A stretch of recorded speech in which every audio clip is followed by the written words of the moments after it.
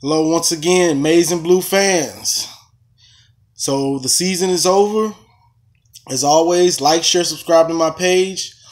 And I'm still going to be talking some Michigan stuff when new things happen and everything. So let's just get into it now. Now, as I know all you fans, college football fans, saw just as I did, Alabama and Georgia. That's what college football is all about. Great play and just an exciting game.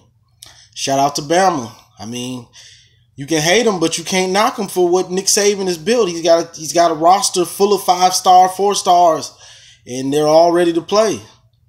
And now, the reason I bring that up though is Michigan fans. You saw two teams. That's what we want to be. That's what we're striving for. But it's not going to happen overnight. One, Georgia has always been getting top recruits. It's just Mark Richt can never get the team together enough. They had all the potential, but he could never get them past the SEC championship. And so that's just what's been going on with them. But they've had talent for years, for a long time. So this isn't like it was something that just came together all of a sudden. Like, they've had top talent, and Bama is just Bama. But what you saw, that's what we need. And when you look at their players, it looks like a different level of athletes. And I'm strictly talking about for Michigan, what we see from our players and their players. They're just a different level of athlete. Ohio State has them too. But that what you saw, it's like you have Jabril Peppers playing at every position, height and weight of that position. So if he's at safe, they got safeties out there built like Peppers, but they're 6'1", 6'2", built like they're supposed to. Linebackers built 6'1", 245. That's NFL weight and size. You got D linemen 6'5", 250, 270. And all of these dudes are running 4.5s, 4.4s, 4.3s. So it's just a different level of talent and athlete. Like, when you see those squads, it looks like a bunch of Jabril Peppers running around. And that's how we have to get. When we had Peppers, we had athletes at wide receiver and stuff, but Peppers was the only just freak of nature athlete. And their teams, they're full of them. Okay, but now I want to talk about just the season in general. Michigan, because a lot of people are talking about this and that, and I just want to bring some context to a lot of this nonsense that's going on.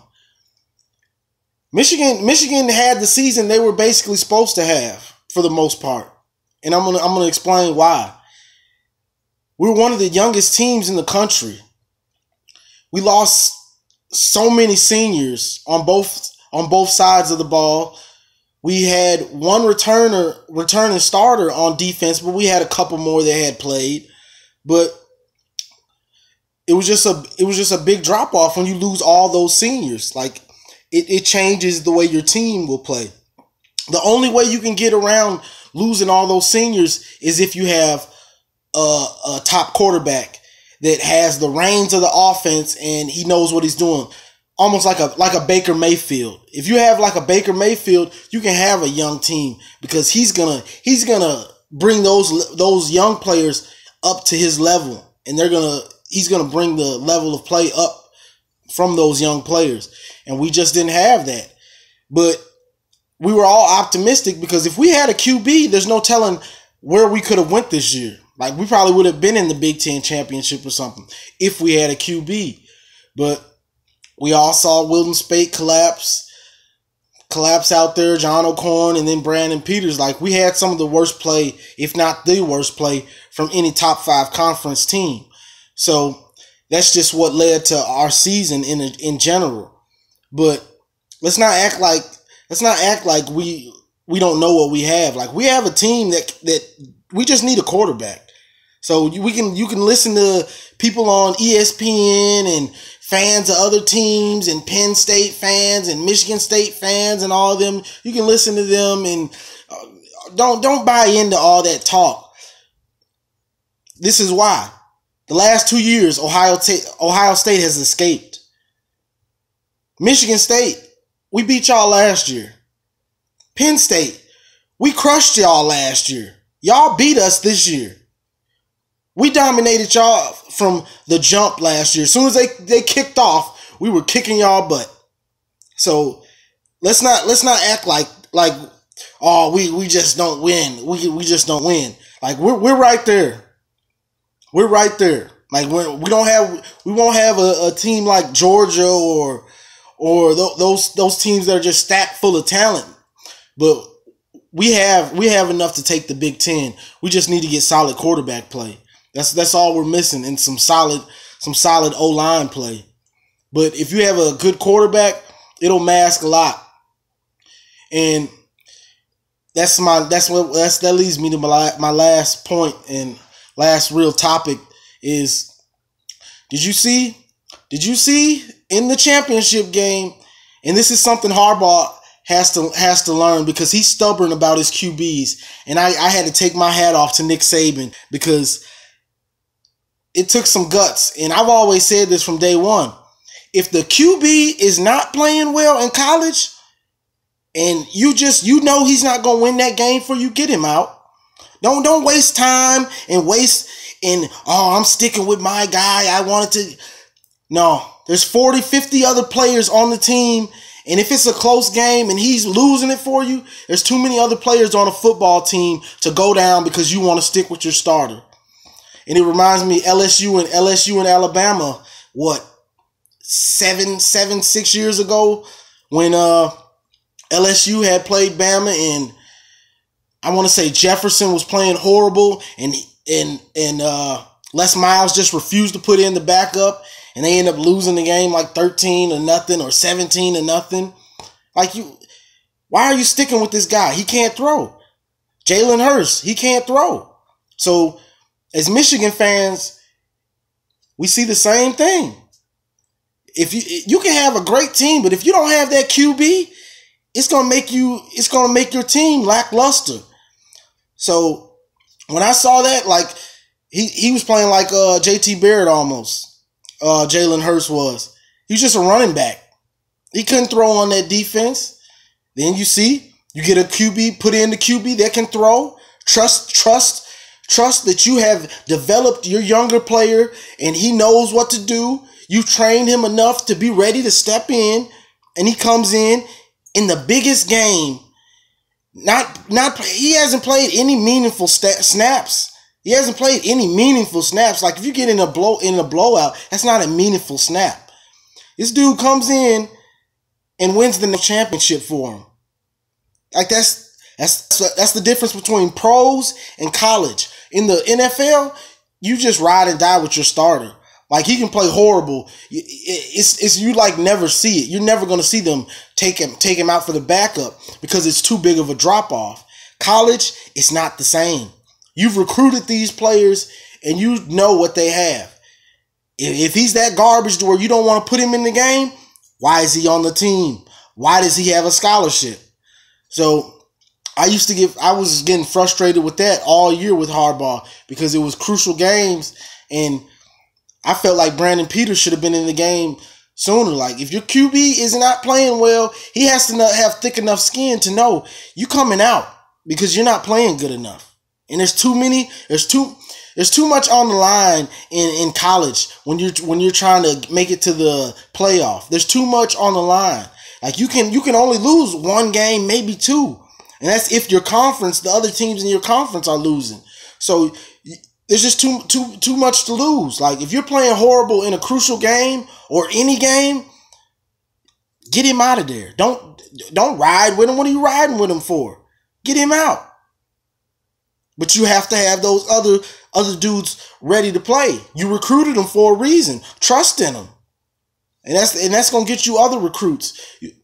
Now, how many other recruits do you think Alabama just got off of not just the championship, but the fact that Saban had enough belief in his backup to come in the game and not only play well, but to win it for him. Trust him to see it. the touchdown play, the game-winning touchdown play, he saw it, cover 2, kept the safety in the middle of the field long enough so that dude could be wide open.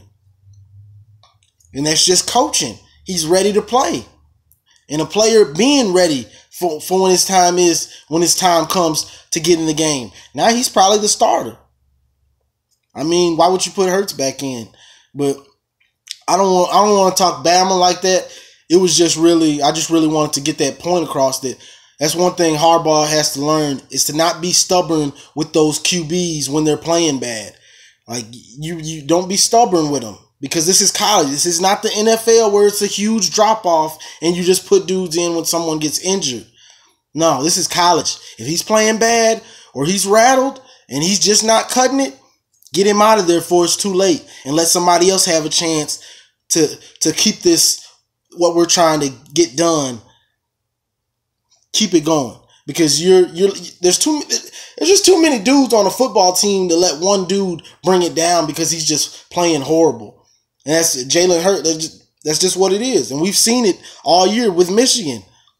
Whether it was O'Korn, whether it was Spate, put the next man in and see what he's got.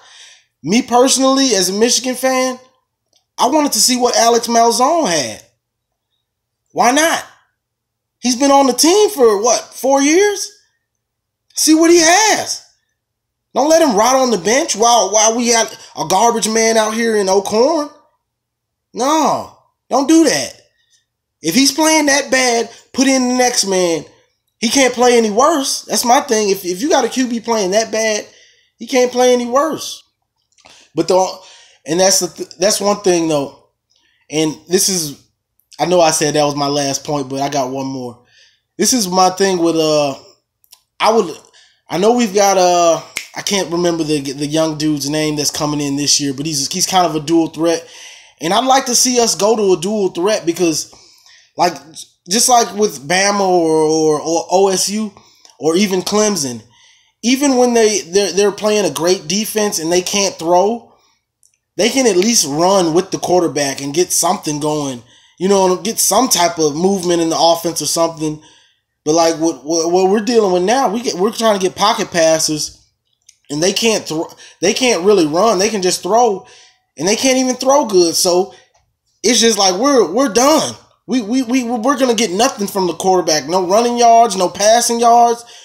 It's just a wrap. Now they can put 8 in the box and it's over. We're not gonna be able to run. Our running backs aren't gonna be able to run on that. So I want to see us slowly switch to dual threat QBs. In college, there's no reason not to have a dual threat QB because you're playing 11 on 12 because they're gonna have to take one of their defenders and watch the QB spy him. So that gives you one less person in coverage. So I'd like to see us go to a dual threat QB again because in college, honestly, there's no reason not to have one. Even if he's not the greatest thrower, what the yards you're going to get from him on the ground, it's going to make up for it. So I'd like to see that. And we already know we're getting new play callers here and there. Like the whole Michigan coaching staff is getting switched up. So when it all kind of settles and we know who's where, I'll probably make another video and talk about what we might have and what kind of offense we'll see. And hopefully Shea Patterson will be the quarterback. So we're still waiting for him to get eligible or the NCAA to make him eligible, but it's just a matter of time. We'll find out. But as always, go blue. Like, share, subscribe to my page, and we're going to keep it moving. 2018, another year. Let's get it done.